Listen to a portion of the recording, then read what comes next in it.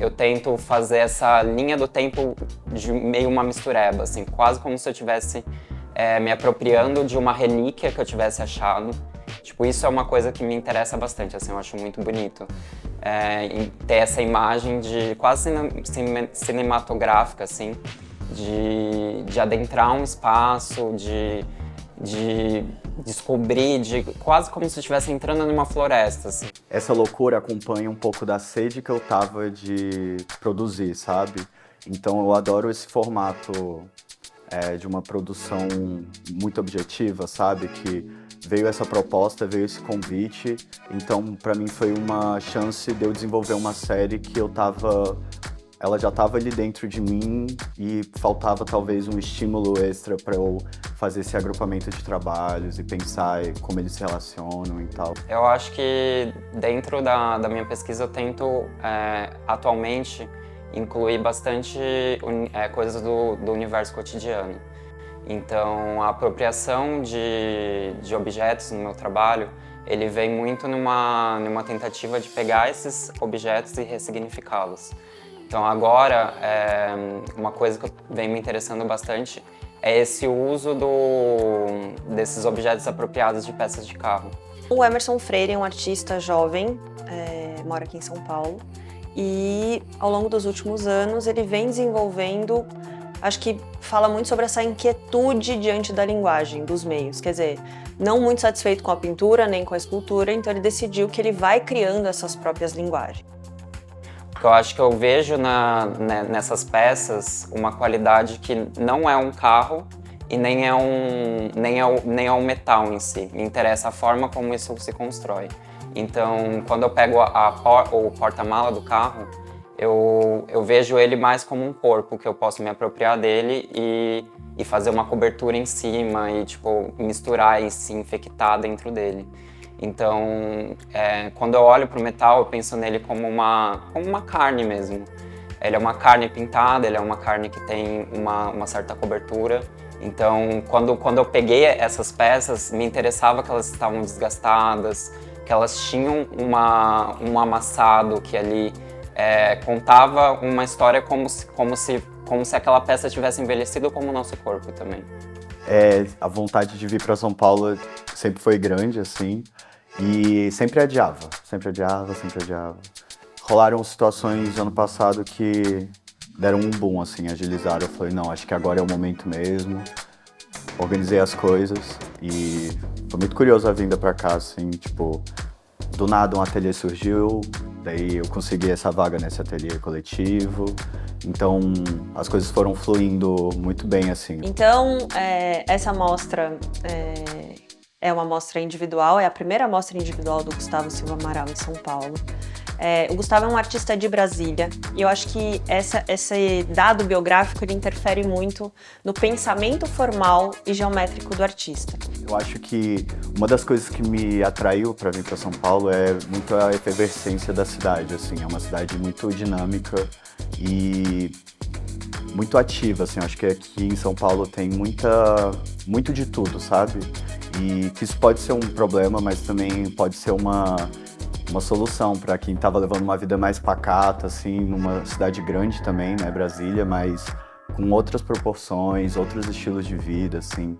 Então, eu acho que o agito da vida aqui de São Paulo tá funcionando muito bem, assim. Eu me encontrei num fluxo que tá sendo muito produtivo, assim, pro meu trabalho, sabe? Eu tô vendo as coisas andando, assim.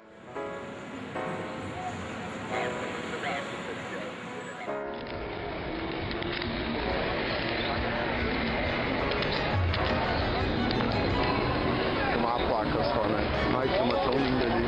Dá pra dar zoom enquanto tá ali que tá gravando? Dá.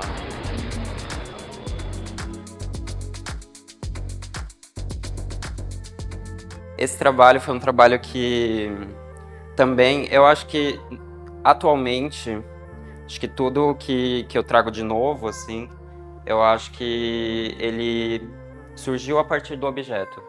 Então, acho que tem me interessado pensar os objetos como tendo uma vida própria.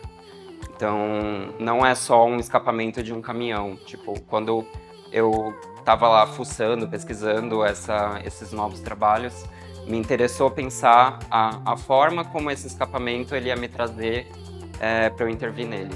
Então, quando veio, ele estava meio reto, assim. Então, eu fiz uma intervenção nele para cortar, para ter esse movimento mais orgânico, né? Porque eu queria que desse um pouco essa impressão de um jardim suspenso, mas é também uma planta que ela vai se enraizando. Então, eu penso nele como essas junções de corpos, né?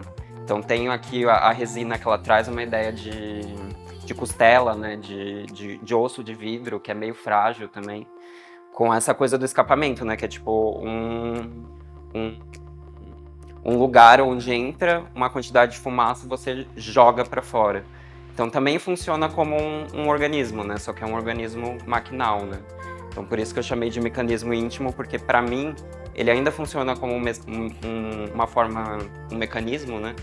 Mas ele tira aquela dureza da virilidade, né? Tipo, da coisa do carro, do metal.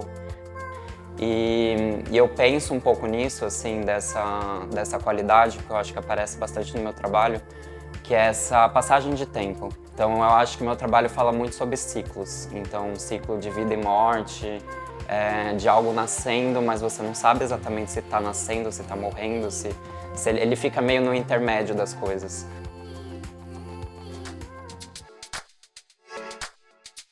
O nome dele é 2 horas e 24 horas antes, mais um após, mais um 24 horas depois. Ele faz alusão ao uso da PrEP por demanda, né?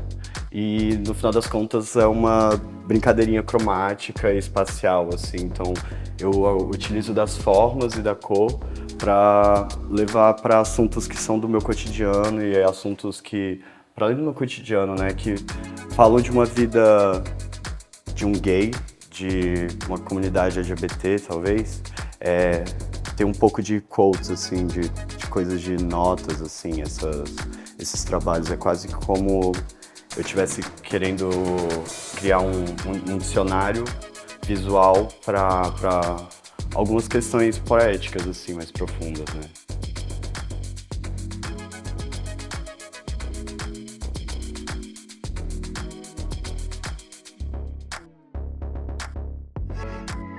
Quando eu estava desenvolvendo esses trabalhos, assim, eu sentia que essas formas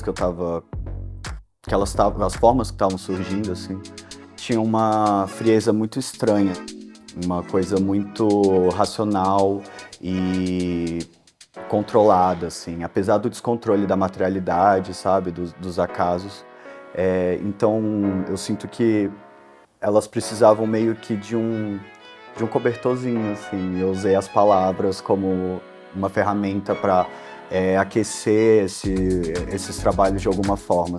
Então, eu acho que os títulos das peças são muito importantes também para elas, assim, uma forma de ser uma proposição de leitura, não é uma imposição, sabe, do que isso representa, sabe? Até porque a gente está falando de abstração, a gente está falando de forma, a gente está falando de materialidade, mas é como que eu quisesse juntar nesses trabalhos quem eu sou, o que eu vivo, né, e o que eu penso, assim. Então, eu acho que essa exposição Bedtime Story tem muito sobre essas pequenas histórias aí que perpassam pela minha vida e sutilezas do cotidiano de uma pessoa queer, sabe? Essas placas maiores, eu sempre começo com a ideia da pintura mesmo. Eu começo pela pintura em tela, então todos os blocos de cor são tinta óleo sobre tela, e dessas pinturas, quando elas estão prontas, eu começo a criar essas composições. Então, nas telas, eu começo a fazer uma amarração com umas estruturas metálicas, que é bem no esquema de construção de concreto armado, assim, e que traz muito uma relação também com o meu letramento visual, assim, estético, né? Porque eu sou de Brasília E eu fui educado criado na maquete, assim, né? Então, minhas referências são muito de um modernismo, de um movimento muito forte, assim, no Brasil. E gosto muito dessa relação que você pode criar com a forma e com a cor, né? E com a materialidade, assim.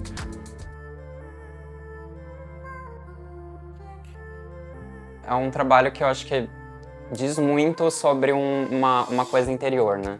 Então, eu acho que a própria feitura do trabalho ou a forma como eu desenvolvo ele é muito pessoal, vem muito de dentro, assim, vem muito de sentimentos que eu tô lidando no momento, ou tipo de uma vontade de me misturar as coisas também, sabe? É quase como se fosse uma descoberta, tipo, minha, pessoal, do meu corpo, da minha trajetória, da minha história.